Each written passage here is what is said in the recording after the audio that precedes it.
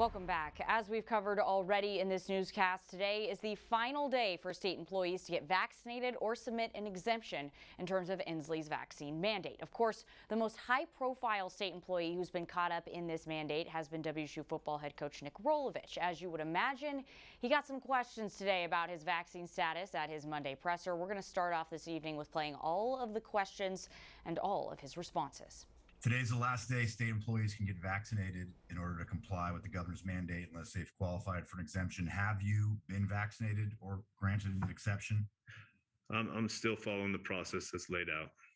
I'm going to kind of leave it right there, Drew. But I appreciate you getting on and asking.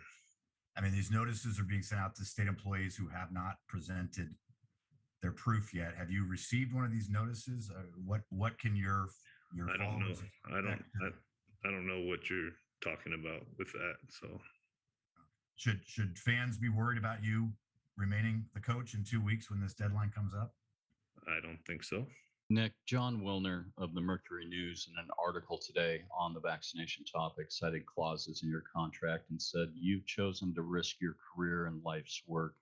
Do you feel you're risking your career? No.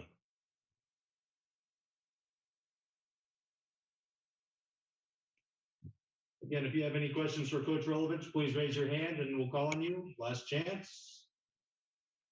All right, Coach, next question is going to be Colton Clark, spokesman review. Go ahead, Colton. Yeah, I'm just wondering about a little more about Oregon State. Yeah, let's talk about Oregon State. Okay, so moral of the story is we don't know if Nick Rolovich is vaccinated. If he is not vaccinated and has filed an exemption, here is how the process to approve or deny his exemption will go. According to a WSU spokesman, every employee evaluation will be blind, so the people reviewing the exemption application will not know who they are reviewing it for. Also, every exemption application will be reviewed by at least 2 people.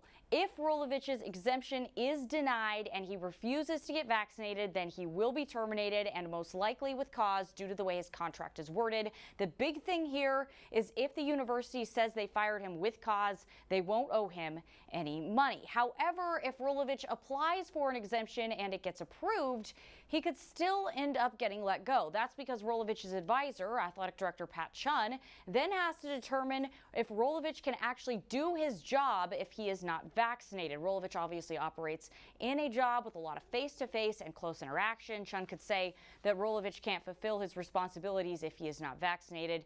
He may say Rolovich can. We just don't know. Of course, HR will most likely also be involved in this process. One other note, if Rolovich has applied for an exemption and gets denied, but decides he wants to take the shot, he will have to take unpaid leave until he is fully vaccinated. That's it for sports.